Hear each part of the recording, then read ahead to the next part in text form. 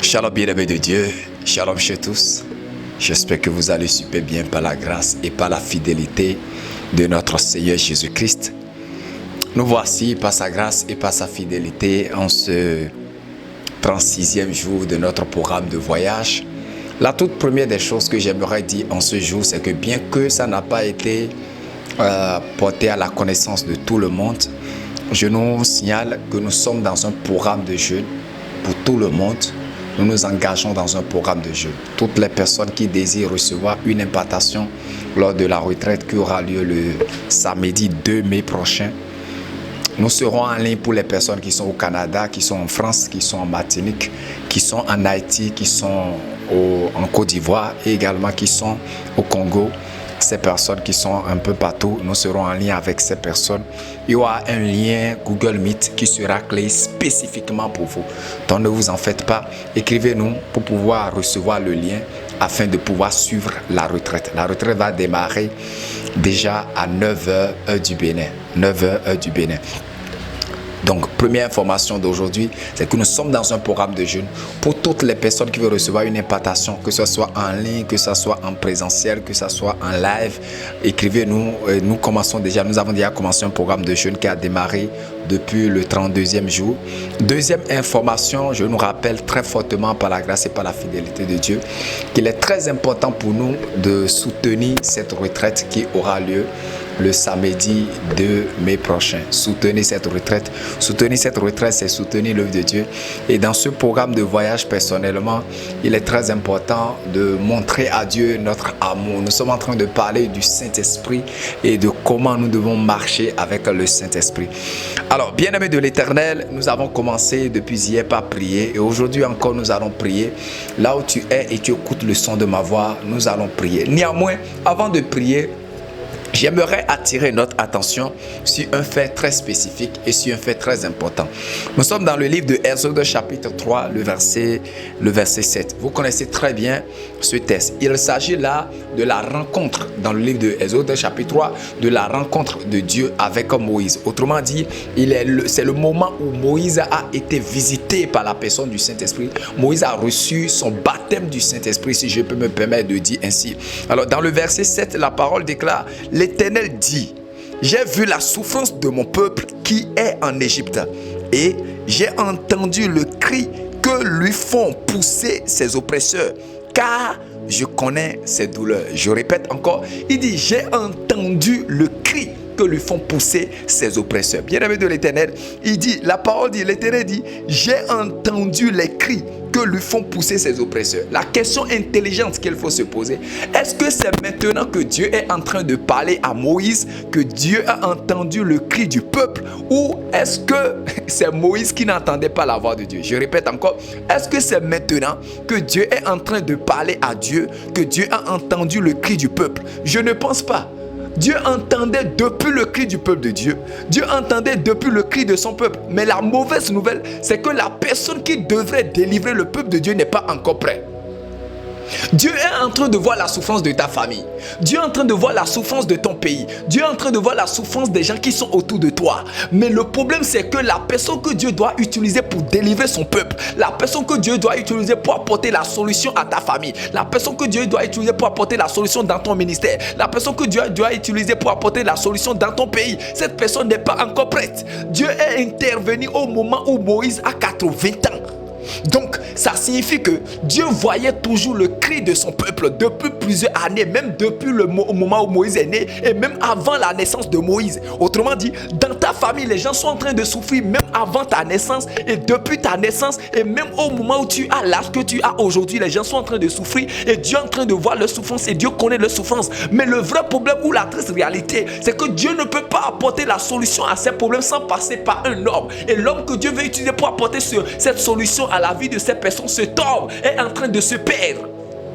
Ou encore, cet homme ne s'est pas encore préparé pour être à la hauteur de la mission qu'on veut lui confier. C'est ainsi que vous allez réaliser dans beaucoup de familles, les gens sont en train de souffrir, non pas parce que Dieu est incapable, mais parce que celui que Dieu veut utiliser pour restaurer le problème de sa famille, cette personne n'est pas prête, ou cette personne ne se laisse pas être préparée pour être utilisée efficacement par Dieu. Si Moïse n'était pas prêt jusqu'à 80 ans, et même s'il serait déjà 120 ans avant que Moïse ne soit prêt, Dieu va encore attendre pendant 120 ans de Moïse.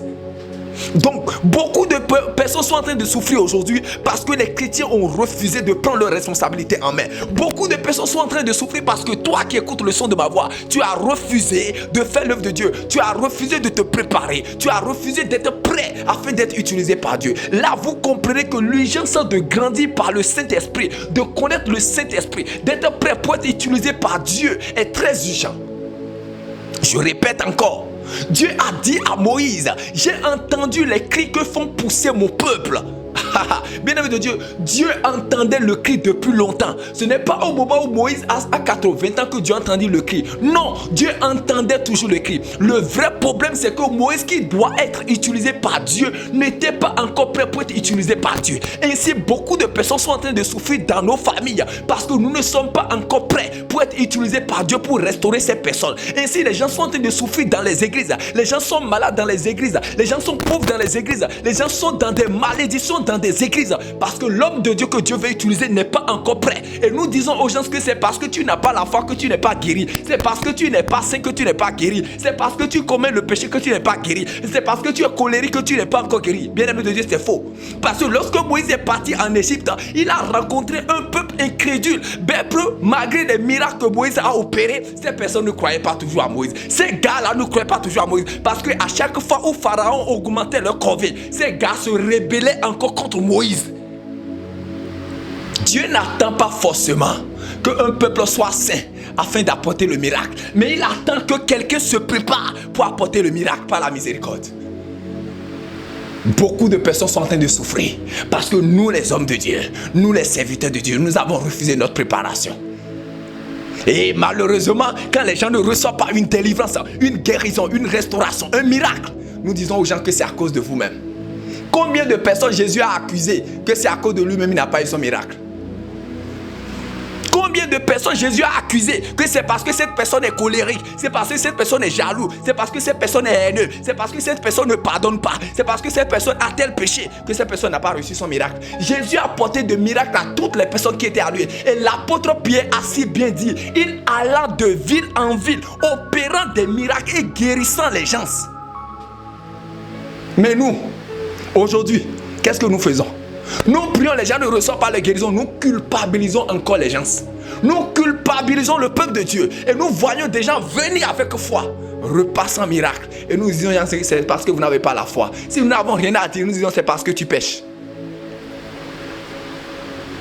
Actes chapitre 3. Pierre dit, je n'ai ni or ni argent, mais ce que j'ai, je te donne. Lève-toi et marche. Pierre n'a pas dit quel est ton péché. Pierre n'a pas posé la question pour dire quel est ton péché. Face à cette dame qui saignait depuis des années, Jésus ne l'a pas regardé, il a dit quel est ton péché. Oh my God, je suis sûr que si c'est les pasteurs de ma génération, moi y compris, nous allons lui dire que c'est parce que tu as été impudique, c'est parce que peut-être tu as avorté, ou parce que peut-être tu as un problème, tu as fait si tu as couché avec tel homme, et voilà, ça a créé tel problème. Si c'était nous qui avions raconté la femme samaritaine, oh, on va faire l'apologie de l'impudicité. Ça ne marche pas. J'ai entendu le cri. Les gens sont en train de crier dans nos familles et sont en train de pleurer à Dieu. Les gens sont en train de souffrir dans nos familles, autour de nous, dans nos congrégations, parce que nous refusons la préparation. Nous refusons de nous préparer. Jeûner, c'est compliqué. Prier, c'est compliqué. Méditer, c'est compliqué. Faire offrande, c'est compliqué. Un homme de Dieu qui n'est pas prêt à se préparer, n'est pas prêt à faire de grandes choses avec Dieu. Et il va conduire le peuple de Dieu dans la souffrance et dans une vie de calvaire. Ainsi, beaucoup de personnes sont en train de souffrir dans nos églises parce que nous avons refusé la préparation. Nous avons refusé la préparation. Je frapperai les bergers et les brebis seront dispersées. Ça veut dire que si un berger n'est pas frappé, les brebis seront toujours réunies. Dans la plupart des cas, nos brebis sont en train de souffrir parce que nous qui sommes des bergers, nous refusons de nous préparer. Nous refusons d'emmagasiner en nous des sources d'eau vivantes. La Bible déclare des sources d'eau vive jailliront. C'est-à-dire que c'est de nous des sources d'eau vive doivent jaillir, pas du peuple. Pas du peuple. Donc accuser le peuple ou dire que c'est à cause du peuple qu'il n'y a pas de miracle. Je ne suis pas en train de dire que le peuple n'a pas sa part de responsabilité. C'est pas ce que je suis en train de dire. Mais je suis en train de nous parler de la vie apostolique et de la vie prophétique dans laquelle Christ nous a plongé en tant que serviteur de Dieu ou en tant que servante de Dieu. Cette vie nous responsabilise et nous oblige à aller au trône de Dieu pour recevoir le miracle que Dieu vient accorder à son peuple par notre préparation. Combien de personnes souffrent dans ta famille? Le jour où Dieu va t'apparaître et Dieu va te dire c'est à cause de toi. Dieu dit à moi, j'ai entendu le cri de mon peuple. Je ne suis pas venu depuis que tu avais 40 ans parce que tu n'es peut-être pas encore prêt. Donc, dans ces 40 ans où Moïse s'est encore préparé pour avoir maintenant 80 ans, il y a eu beaucoup de personnes qui mouraient. Donc, des pasteurs peut-être qui vont utiliser l'exemple de Moïse pour dire que Dieu a attendu jusqu'à ce que Moïse ait 80 ans pour l'utiliser comme alibi de ce que Dieu peut utiliser quelqu'un lorsque son âge évolue. C'est des pasteurs qui ont oublié aussi que Dieu parlait toujours, c'est parce que Moïse n'était pas encore prêt que Dieu ne l'a pas encore appelé. Ou encore, c'est Moïse qui était incapable d'entendre Dieu parler. Ainsi, Dieu parle toujours. Dieu apporte toujours la solution pour faire sortir son peuple de l'Égypte à la terre promise. Mais c'est parce que ceux qui doivent aller délivrer le peuple de l'Égypte pour la terre promise, qui ne sont pas si préparés pour écouter Dieu, pour entendre Dieu, afin de conduire le peuple de la terre promise vers la terre de souffrance vers la terre promise. Ainsi, les gens sont en train de souffrir autour de nous à cause de nous les hommes de Dieu, à cause de nous les serviteurs de Dieu, à cause de nous les servants de Dieu. Le jour où les serviteurs de Dieu vont se responsabiliser comme étant les gens que Dieu veut utiliser pour restaurer les gens, et leur préparation est égale à la restauration de la vie du peuple de Dieu, à partir de ce jour, des choses vont commencer par changer autour de nous. Pierre pouvait accuser qui? La Bible déclare qu'il a prêché, plus de 3000 personnes étaient converties. Il allait accuser qui si les 3000 personnes n'étaient pas converties? Face à l'homme paralytique à la belle porte, il allait accuser qui? Quel péché il allait accuser? Il dit ce que j'ai, je te donne. Le mouchoir de Paul, il est accusé qui? Il a envoyé son mouchoir. La Bible déclare on déposait les linges de Paul sur des gens. L'ombre de Pierre pouvait accuser qui? Mais nous accusons aujourd'hui, nous accusons le matin. C'est parce que tu as forniqué, c'est parce que tu as menti, c'est parce que tu es idolâtre, c'est parce que tu es colérique, c'est parce que tu fais ci, que tu n'as pas tel miracle. Les malédictions sont en train de traîner dans nos familles. Un seul homme, Moïse, il est venu en une fraction de seconde. En un temps record, il a brisé une malédiction qui régnait depuis plus de 400 ans. Plus de 400 ans. Plus de 400 ans. Il a brisé cette malédiction sans le Saint-Esprit de manière permanente. Mais nous avons le Saint-Esprit. Nous avons Jésus. Nous avons le nom de Jésus. Nous avons le tout est accompli de Dieu au bois du calvaire. Malgré ça, les gens dans nos sociétés, les gens dans nos familles, les gens dans nos congrégations et dans nos églises, dans nos ministères, traînent avec des malédictions. Interrogeons-nous. Interrogeons-nous. Nous avons un peuple qui ne veut pas assumer sa responsabilité. Des hommes de Dieu qui ne sont pas prêts. A dit, je reconnais que c'est à cause de moi que le peuple de Dieu souffre. À cause de ma manque de préparation. Il doit arriver parfois, tu fais culte. Et personne ne vient avec un témoignage palpable. Tu dois aller pleurer. Tu dis, Seigneur, je te demande pardon. Je te demande pardon. Parce que je ne me suis pas préparé assez. Miséricorde, Seigneur. L'œuvre de Dieu n'est pas simplement un privilège. C'est une responsabilité et un fardeau. Quand vous comprenez que les gens viennent afin de recevoir de vous la source d'eau vive que le ciel a déposée en vous, vous comprenez que l'œuvre de Dieu n'est pas simplement un privilège. C'est un fardeau et une responsabilité. Et à partir de ce moment, à chaque fois personne n'a l'eau pour boire en vous, à chaque fois quelqu'un veut boire de l'eau en vous, cette personne ne trouve pas l'eau à boire. Vous comprenez que c'est vous qui êtes le fautif, c'est vous qui êtes le responsable. Il dit ce que j'ai, je te donne. Qu'est-ce que tu as à donner à quelqu'un? Regarde-nous très bien, ni or, ni argent, nous n'en avons pas. La Bible déclare, on déposait les malades. On déposait les malades. Et l'homme de Pierre les guérissait. Tu vas prier. Seigneur, pardonne-moi pour ma négligence. J'ai négligé la préparation et je vais faire de grandes choses avec Dieu.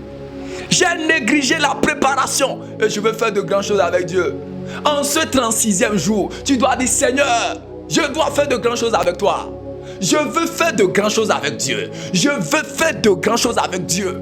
Je refuse de voir un peuple dans la souffrance. Parfois, il vous arrive, on amène des gens paralysés. Vous priez, cette personne n'est pas guérie. Vous vous posez une seule question. Si Pierre était là, il allait faire quoi? Si Paul était là, il allait faire quoi? Bon, je vous pose une question intelligente. Lorsque toi, tu vas mourir, est-ce que là-bas, là, à Pierre, c'est ta capacité à gérer la colère que tu vas dire là-bas? La Bible déclare que Moïse était l'homme le plus patient. L'homme qui a conduit plus de 3 à 4 millions de personnes. Les gens criaient derrière lui. Les gens se moquaient de lui. Des gens l'insultaient. Mais il a géré ça. L'homme le plus patient. Tu vas, bon, devant Moïse, là, tu vas dire quoi? Ta petite colère que tu es capable de gérer. Ton mari te parle. Et tu ne peux pas dire merci et parti.